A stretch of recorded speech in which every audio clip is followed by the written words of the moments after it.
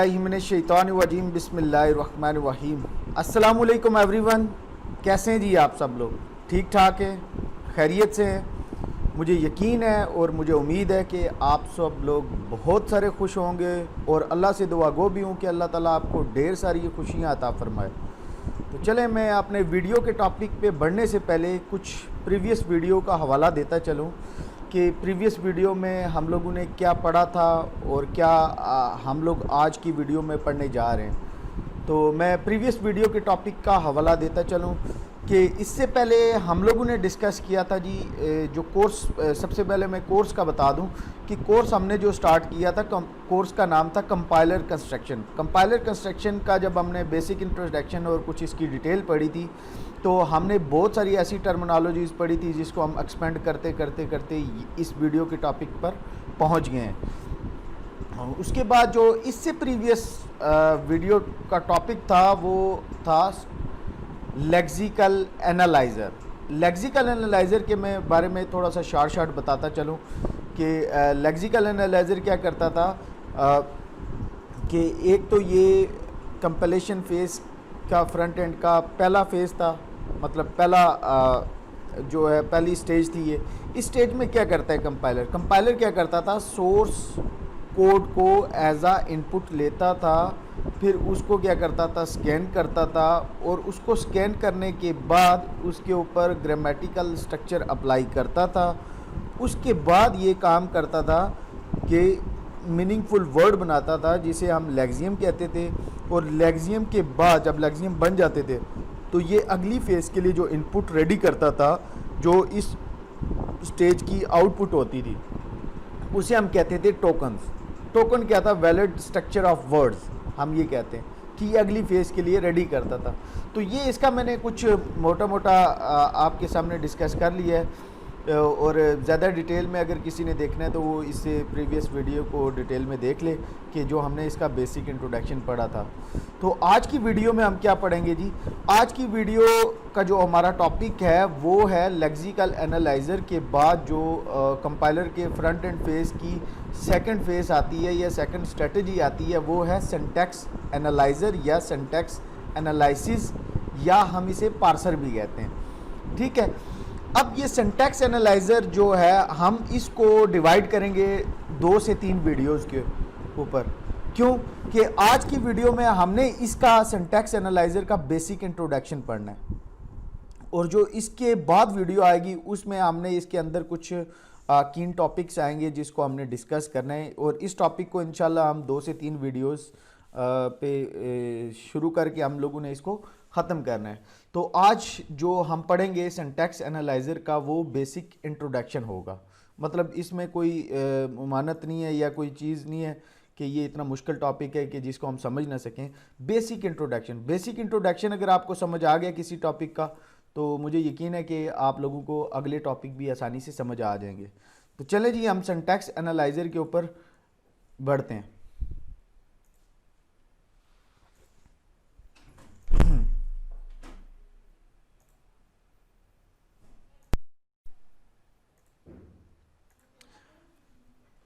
अच्छा जी, हमारी बात हो रही थी सिंटैक्स एनालाइज़र की। सिंटैक्स एनालाइज़र का अभी तो मैं आपको जिस तरह मैंने आपको बताया था जी कि लेक्सिकल एनालाइज़र क्या काम करता है, इसका बेसिक काम क्या है, तो इसी तरह हम सिंटैक्स एनालाइज़र के ऊपर भी बात करते हैं। ठीक है, तो सिंटैक्स एनालाइज़र की अगर हम डेफिनेशन या इसके बेसिक सी चीज़ के ऊपर हम नज़र दौड़ाएं तो इसकी ये डेफिनेशन है मोटी सी, मतलब जो इतनी मुश्किल नहीं है। ये कहता है जी कि सिंटैक्स एनालाइज़र और पार्सर, हमने इसे सिंटैक्स एनालिसिस भी कह सकते हैं और सिंटैक्स एनालाइज़र भी कह सकते हैं, और इसका दूसरा नाम जो है वो पार्सर है। पार्सर क्यों कहते हैं, ये पार्सिंग करता है। ठीक है, तो सिंटैक्स एनालाइज़र या पार्सर क्या करता है, take the input from the lexical analyser, कि ये इनपुट लेता है कहाँ से, लेक्सिकल एनालाइज़र से, और इसकी इनपुट क्या होती है, in the form of token stream. Token stream की सूरत में जो कि रेडी करता है कौन, लेक्सिकल एनालाइज़र, वो क्या होती है इसकी इनपुट। जब ये इनपुट ले लेता है, the parser analyse the source code, फिर ये क्या करता है, जब इनपुट ले लेता है फिर सोर्स कोड को एनालाइज करता है, मतलब जो टोकन स्ट्रीम्स इसको मिली हैं against the production rule to the detect any error in the code. इसने क्या किया जी, लेक्सिकल एनालाइजर से टोकन स्ट्रीम ले लिया, फिर उसको एनालाइज किया और प्रोडक्शन रूल अप्लाई कर दिए। प्रोडक्शन रूल के ऊपर हम इसके बाद जो आएगी हमारी वीडियो, प्रोडक्शन रूल कैसे बनते हैं और ग्रामेटिकल स्ट्रक्चर कैसे अप्लाई होता है, इसके बाद इसमें डिटेल वीडियो हम लोग बनाएंगे इसके ऊपर, ठीक है।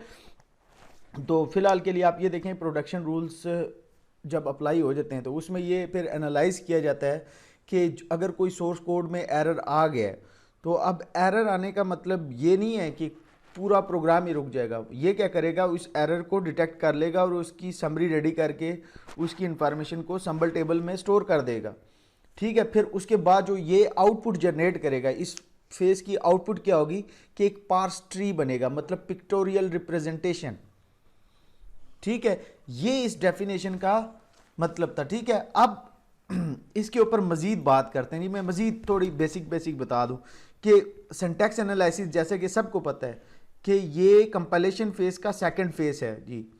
लेक्सिकल एनालाइजर के बाद जो फेज आता है हम उसे क्या कहते हैं, सिंटैक्स एनालिसिस या सिंटैक्स एनालाइजर या पार्सर।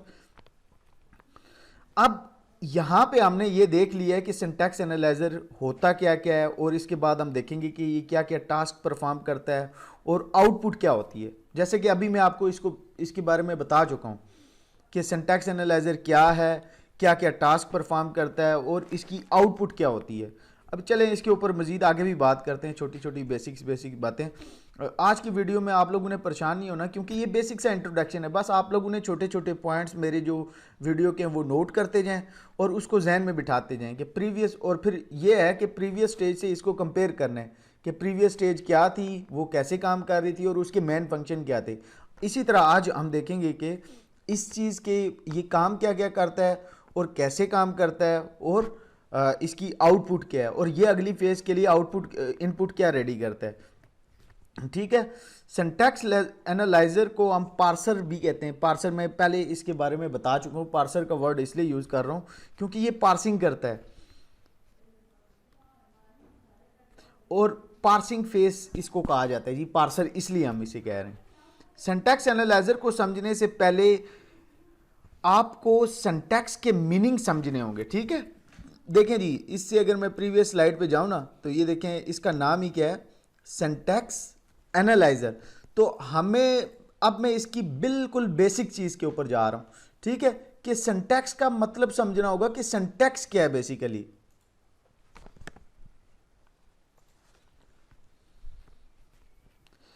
जब हम किसी भी लैंग्वेज के बारे में बात करते हैं जी, कोई भी लैंग्वेज हो, चाहे वो प्रोग्रामिंग लैंग्वेज होगी या कोई नॉर्मल लैंग्वेज होगी, मतलब नॉर्मल लैंग्वेज इंग्लिश हो गई, उर्दू हो गई, या कोई भी लैंग्वेज हो जाए, उसमें सिंटैक्स का मतलब ये होता है कि उस पार्टिकुलर लैंग्वेज में कैसे स्टेटमेंट लिखी जाएंगी। ये बात समझ आ गई है जी। मैं फिर रिपीट करता हूँ कि जब हम किसी भी लैंग्वेज के बारे में बात करते हैं, चाहे वो प्रोग्रामिंग लैंग्वेज है, चाहे वो उर्दू लैंग्वेज है, चाहे इंग्लिश लैंग्वेज है, तो उसमें सिंटैक्स का मतलब क्या होता है कि हमने उस पार्टिकुलर लैंग्वेज में कैसे स्टेटमेंट लिखनी होंगी और कौन सी स्टेटमेंट्स। अब जब स्टेटमेंट्स लिखने का तरीका हमें पता लग जाएगा, या ये कौन बताता है स्टेटमेंट्स लिखने का तरीका, उस लैंग्वेज का पैटर्न जो होता है, जो पहले से डिसाइडेड होता है, ठीक है। और अब जो स्टेटमेंट्स लिखनी कैसे होंगी, अब कौन सी, अब ये डिसाइड कौन करेगा, उस लैंग्वेज का जो ट्रांसलेटर होगा वो या वो कंपाइलर होगा, वो डिसाइड करेगा कि कौन सी स्टेटमेंट्स वैलिड कंसीडर होंगी और वो कौन से रूल्स हैं या डिफाइन करते हैं कि इस लैंग्वेज में लिखने का सही तरीका क्या है, और ये कौन से रूल्स हैं और ये कौन डिसाइड करता है, ठीक है बेसिकली। तो सिंटैक्स क्या है, मतलब आप ये समझ सकते हैं कि हमें कौन कौन से रूल फॉलो करने होंगे या स्टेटमेंट सही कंसीडर की जा सके, मतलब उन रोल की बेस पे हर लैंग्वेज के अगेंस्ट जो स्टेटमेंट लिखी जाती हैं उनके अगेंस्ट रूल्स होते हैं, और उन रूल्स को देखते हुए वो कंपाइलर या कोई भी बंदा ये फैसला कर सकता है कि इन रूल के अगेंस्ट ये स्टेटमेंट ठीक है, ये कंसीडर करनी चाहिए या नहीं करनी चाहिए, ठीक है। तो हम सिंटैक्स को बेसिकली कह सकते हैं कि valid structure of that language, ठीक है। सिंटैक्स बेसिकली कुछ भी नहीं है, syntax is nothing but syntax just refer to the structure, बस आप इतना ध्यान में रख लें, क्योंकि देखें सिंटैक्स एनालाइजर पढ़ रहे हैं तो हमें सिंटैक्स का मतलब समझना बहुत ज़रूरी है। तो सिंटैक्स जो होता है, सिंटैक्स बेसिकली वो रूल्स होते हैं जिसे हम प्रोडक्शन रूल्स, हमने प्रोडक्शन का मतलब पढ़ा था ना, प्रोडक्शन रूल, ठीक है। तो सिंटैक्स वही प्रोडक्शन रूल्स हैं जिनको हमने मद्देनजर रखते हुए कोई चीज़ या कोई स्टेटमेंट लिखनी होती है। जब वो स्टेटमेंट लिख लेते हैं तो फिर उन रूल्स को देखते रहते हैं वो कंपाइलर कि ये जी इन रूल के मुताबिक ये स्टेटमेंट ठीक है या नहीं ठीक है, ये कंसीडर करनी चाहिए या नहीं करनी चाहिए, ठीक है। तो मैं पहले भी बता चुका हूँ जी कि प्रोडक्शन के बारे में हम डिटेल में बात करेंगे, ठीक है, लेकिन इसके अगले आने वाली वीडियो में, क्योंकि प्रोडक्शन रूल्स कैसे बनते हैं और कैसे वो ग्रामेटिकल स्ट्रक्चर अप्लाई होता है ये अगली वीडियो में हम लोग डिटेल देखेंगे, और जो इसकी आउटपुट होती है कि ये ट्री कैसे जनरेट करता है, अब वो चीज़ भी हम लोग देखेंगे, ठीक है। और जो रूल्स हमने बनानी होती है वो बेसिकली ग्रामर करेक्शन होती है। मतलब क्या कि कलेक्शन ऑफ सच रूल्स और search production from a grammar, कि ग्रामर हम जो बहुत सारे रूल्स को मिला के एक आप क्या कहते हैं हब क्रिएट करते हैं, हम उसे कहते हैं ये ग्रामर है जी, ठीक है। तो ग्रामर और प्रोडक्शन रूल्स ये जो हमारी अपकमिंग वीडियो आएगी उसमें हमने डिटेल में डिस्कस करना है, ठीक है। तो आज हम सिर्फ, मैं आपको पहले भी बता चुका हूं कि आज हम सिर्फ बेसिक इंट्रोडक्शन के ऊपर बात कर रहे हैं।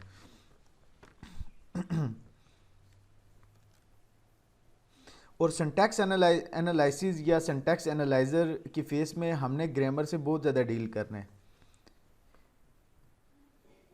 और ये देखेंगे कि किस किस तरह ग्रामर वैलिड होती है और कंपाइलेशन प्रोसेस किस किस ग्रामर को एक्सेप्ट करता है और कौन सी ग्रामर पार्स करना इजी है। ये तीन चीज़ें आपने ध्यान में रखनी है कि हमने एक तो सिंटैक्स एनालिसिस की फेस में ग्रामर से बहुत ज़्यादा डील करना है, और हम लोग ये देखेंगे कि किस किस तरह की ग्रामर वैलिड होती है, कौन कौन सी ग्रामर वैलिड हो रही है, या कंपाइलेशन फेस किस किस तरह की ग्रामर को एक्सेप्ट करता है, और कौन सी ग्रामर पार्स होती है, मतलब कि रन होती है, कि मतलब एक कोड दे दिया ना हमने, कोड से टोकन जनरेट हो गए, अब वो टोकन पास हो गए किसको, सिंटैक्स एनालाइजर को। सिंटैक्स एनालाइजर ने क्या किया, उसके ऊपर उसको एनालाइज किया, उसके सोर्स कोड को, उनको टोकन स्ट्रीम्स की इंफॉर्मेशन जो स्टोर हुई हुई है सिंबल टेबल में उसको डिटेल में रीड किया, और उसके ऊपर उसने क्या किया, प्रोडक्शन रूल अप्लाई कर दिया, मतलब ग्रामेटिकल स्ट्रक्चर अप्लाई कर दिया, ठीक है। वो करने के बाद इसने जो एक फाइनल आउटपुट देनी है वो पार्स ट्री बनेगा, ठीक है। तो अब उस जो ये प्रोसेस है पार्स ट्री बनने तक का, इसमें हमने ये चीज़ देखी कि, या ये चीज़ देखेंगे मज़ीद आगे, कि जो ग्रामेटिकल स्ट्रक्चर हमने अप्लाई की है वो कौन कौन से, वो किस किस तरह से उसने किस किस स्टेटमेंट को एक्सेप्ट की है, और कौन सी स्टेटमेंट एक्सेप्ट होने के बाद किस तरह प्रोसेसिंग में आई है, ये चीज़ देखनी है हमने, ठीक है। तो सिंटैक्स एनालाइजर या पार्सर को हम ऐसे डिफाइन कर सकते हैं, अगर हम लास्ट पेज की एक करें, कि ये एक ऐसा प्रोसेस है जो डिटरमाइन करता है कि if the string of token can be generated by a grammar, कि ये एक ऐसा प्रोसेस है जिसमें डिटरमाइनिंग हो रही है कि अगर स्ट्रिंग ऑफ टोकन जो कि ग्रामेटिकल स्ट्रक्चर ने जनरेट किए हैं, ठीक है। तो पार्सर या syntax analyser set of strings token from lexicon analyser and verify that string of token is valid sequence whether its structure is synthetically correct। मतलब वही बात जो मैंने आपको पहले बता चुका हूँ कि हमने देखना है कि कौन सी स्टेटमेंट किस किस तरह से सिंथेटिकली वो करेक्ट है, या मतलब वो स्टेटमेंट जब उसके ऊपर हम फर्ज करें ना कि एक आपके पास एक टोकन की स्ट्रीम आ गई है, उसके ऊपर आपने लेक्सिकन एनालाइजर को दे दिया, उसने क्या करना है, एनालाइज करना शुरू कर दिया। तो जब हमने उसके ऊपर प्रोडक्शन रूल अप्लाई किए, तो प्रोडक्शन रूल अप्लाई करते टाइम ये चीज़ देखनी जाती है कि जी कौन सी स्टेटमेंट सिंथेटिकली करेक्ट है या नहीं है, कि क्या उस रूल के हिसाब से जो स्टेटमेंट लेक्सिकन एनालाइजर ने सिंटैक्स एनालाइजर को पास की है वो ठीक की है कि नहीं की है, ठीक है। इसका मतलब ये था, ठीक है। तो अब इसके ऊपर देखें, एक तो इसने एक काम तो ये हो गया कि सिंटैक्स एनालाइजर क्या करता है कि इनपुट लेता है टोकन स्ट्रीम की फॉर्म में, जिसको एनालाइज करता है और फिर एनालाइज करने के बाद वो प्रोडक्शन रूल उसके ऊपर अप्लाई करते हैं और फिर देन ट्री बन जाता है। एक तो इसका मेन फंक्शन ये था। अब इसके अलावा क्या क्या करता है कि सिंथेटिक एरर को रिपोर्ट करता है विद लाइन नंबर, ये भी करता है। लेक्सिकल एनालाइजर भी क्या कर रहा था, एरर की समरी जनरेट कर रहा था विद लाइन नंबर। ये भी क्या करता है कि जो सिंथेटिक एरर कौन सा होता है, जो उसके सिंटैक्स में प्रॉब्लम होती है, मतलब जो प्रोडक्शन रूल या उस स्ट्रक्चर के हिसाब से स्टेटमेंट नहीं लिखी होती, हम उसे कहते हैं जी कि ये सिंटैक्स एरर है, ठीक है। तो ये क्या करता है, उन एरर्स को रिपोर्ट करता है, मतलब उनकी समरी जनरेट करता है। फिर उसकी समरी जनरेट करने के बाद लाइन नंबर के साथ इस इंफॉर्मेशन को ये सैम्पल टेबल में स्टोर करता है। और एक बात ध्यान में रखनी है कि जितनी भी कंपाइलर के स्ट्रक्चर की फेसेस हैं, ये सब फेसेस सैम्पल टेबल का इस्तेमाल इन्होंने लाजमी करना है, क्योंकि जो भी इंफॉर्मेशन इन्होंने इसमें डालनी है या निकालनी है या जो भी इस्तेमाल करनी है वो इन्हें करनी ही करनी है, ठीक है। एक तो इसका ये हो गया, ठीक है। और एरर रिपोर्ट करने के बाद ये एक और काम करता है कि एरर प्रोग्राम की प्रोसेसिंग को कंटिन्यू करता है। मतलब ऐसा नहीं है कि अब एक प्रोग्राम में मल्टीपल एरर आ सकते हैं, ठीक है। तो एक एरर आ गया तो उधर ही प्रोग्राम को रोक दो और उसकी प्रोसेसिंग भी रुक गई और बाकी काम भी रुक गया, नहीं, ऐसा नहीं है। ये क्या करता है, अगर फर्ज करें एक प्रोग्राम में एक एरर आ गया तो ये क्या करता है, उसको उसकी समरी जनरेट करने के बाद उसको रिपोर्ट करता है, उसकी इंफॉर्मेशन स्टोर करता है। उसके बाद ये उसकी प्रोग्राम की प्रोसेसिंग को भी कंटिन्यू करता है। ऐसा नहीं है कि मतलब ये वहाँ पे ही रुक जाएगा, मतलब अगर रुक जाएगा तो ज़ाहिर बात है फिर इसका तो काम ही ख़त्म। तो एक तो ये इसका टास्क हो गया, ठीक है।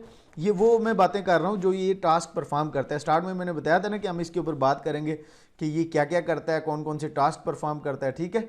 तो ये मैं आज सिर्फ बेसिक इंट्रोडक्शन दे रहा हूँ इस फेज़ का, ठीक है। इसके बाद जो वीडियो आएगी वो थोड़ी सी टेक्निकली हमें समझनी होगी, कुछ मैथमेटिक कल प्रॉब्लम्स हम लेके उसको फिर इन फेसेस में से गुजारेंगे, ठीक है।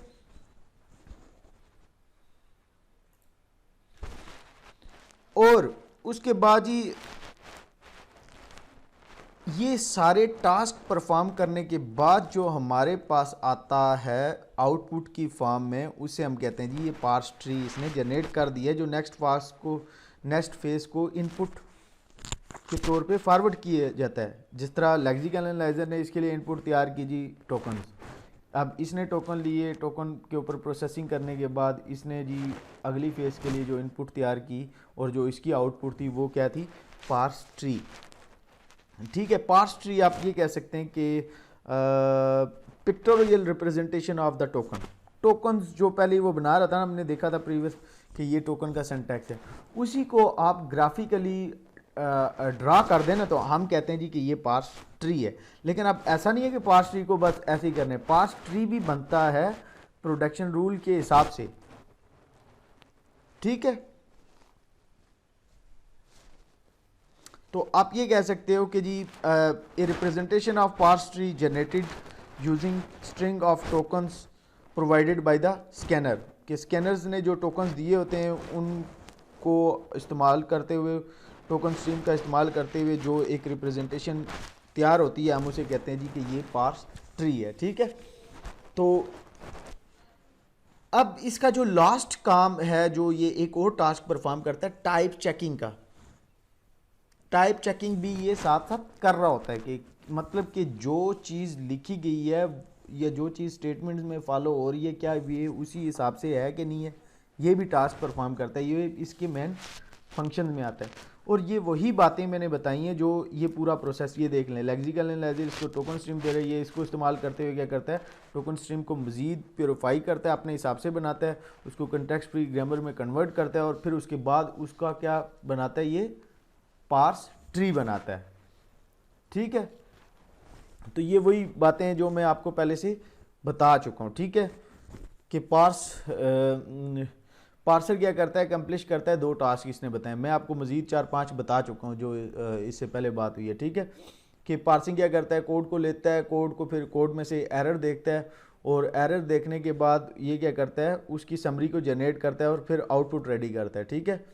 और दूसरा कि होल कोड को जब ये रीड कर लेता है तो इसका मतलब ये नहीं है कि ये उधर ही रुक जाएगा, ये क्या करेगा, उसके ऊपर रिकवरिंग स्ट्रेटजी अप्लाई करेगा। अगर इससे पॉसिबल हुई तो ये क्या करेगा, उसके ऊपर अप्लाई करने की कोशिश करेगा। तो ये चीज़ें थी बेसिक जी, ये इसका बेसिक इंट्रोडक्शन था। जो इसके बाद हमारी वीडियो आएगी वो होगी ग्रामेटिकल स्ट्रक्चर प्रोडक्शन रूल्स के ऊपर, ठीक है। तो हम इस स्टेज को कोशिश करेंगे थोड़ा सा डिटेल में पढ़ते चलें, और मैंने इसीलिए इसको डिवाइड किया है 2 से 3 वीडियोस के ऊपर। तो आज की वीडियो में जो था वो हमारा बेसिक इंट्रोडक्शन था, बाकी कुछ नहीं था इसमें, मोटी मोटी बातें। ये काम देखें, इसकी आप स्ट्रक्चर ऑफ कंपाइलर को समझ जाते हैं तो मतलब कि आप कंपाइलर डिज़ाइन की फ़ेज़ को पूरा समझ सकते हैं।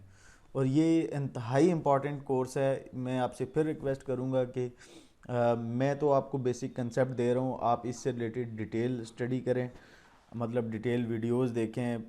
और ये वीडियोस देखने का आपको क्या फ़ायदा होगा कि आपको ज़िंदगी में ये चीज़ें बहुत काम आएंगी, कि अगर आपको कोई काम मिलता है तो आप उसको डीपली स्टडी ले करके चलते हो तो वो काम आसानी से परफॉर्म हो जाएगा। मतलब आपको ज़िंदगी में कभी भी मुश्किलात नहीं आएंगी, चाहे जनरल लाइफ की मुश्किलात हों या चाहे सब्जेक्ट से रिलेटेड हों या कोर्स से रिलेटेड हों, ठीक है, कोई भी हो सकती हैं। तो कोशिश करें इन चीज़ों को डिटेल में पढ़ने की और देखने की, समझने की। अगर किसी को कोई चीज़ समझ नहीं आ रही तो वो कमेंट सेक्शन में अपनी राय का इज़हार ज़रूर करे।